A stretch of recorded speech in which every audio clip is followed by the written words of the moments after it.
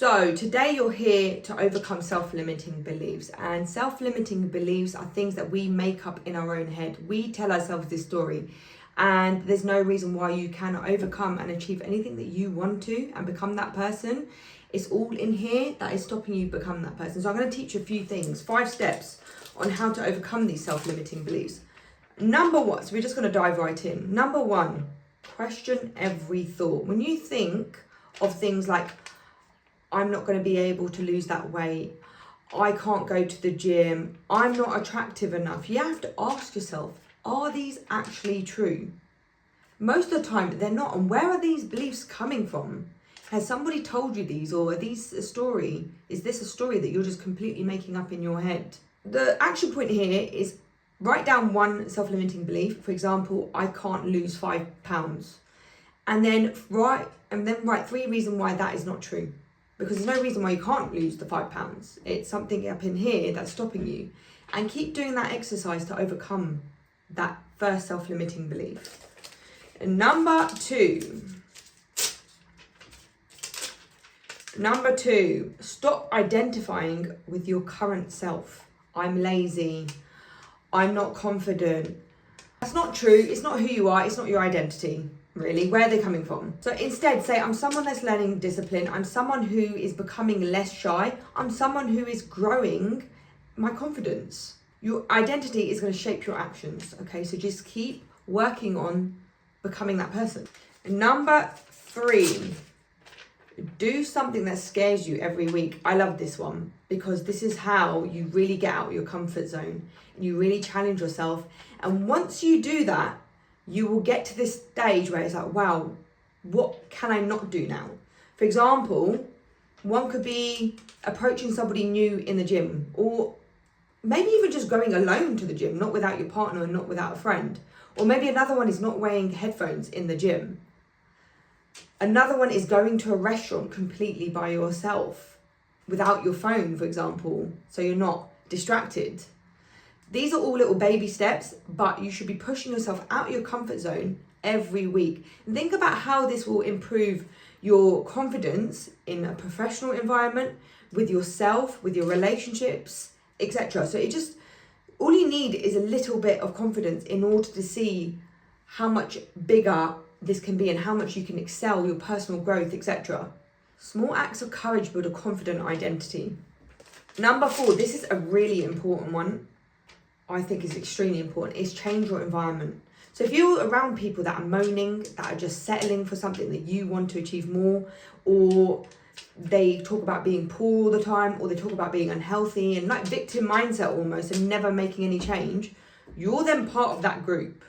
So you need to venture out and you need to find people that are excelling, that are maybe richer than you, that are smarter than you, that are fitter than you, that are healthier than you. Whatever it is, change your environment. We all know the saying, if you're around 5 poor people, you're going to become the 6th. If you're around 5 fat people, you're going to become the 6th. So change your environment, which will then feed and bleed into you and your habits. Surround yourself with people that want to grow, that want to challenge themselves, that want to better themselves, and watch yourself dramatically start to grow. Honestly, I cannot stress this enough.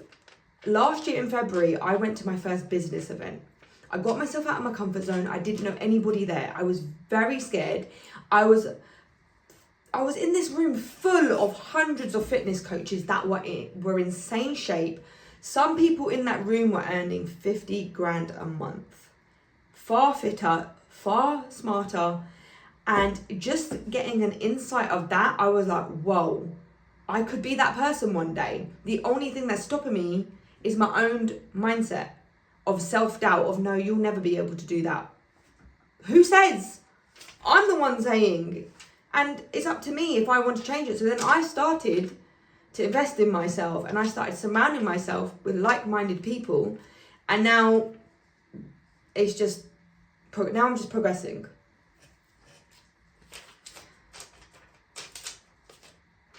Number 5, keep the promises to yourself. If you say, I'm going to wake up at 5 a.m., you wake up at 5 a.m. If you say you're going to go to the gym today, you go to the gym. If you're failing yourself, then how are you going to believe yourself and trust yourself to do anything?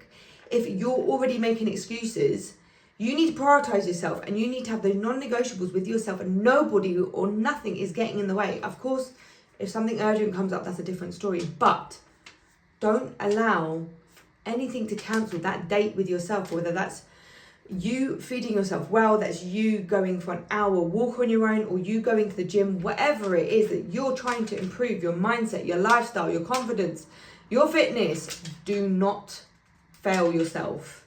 And you know what, I'm going to give you a bonus tip, which has been life-changing for me.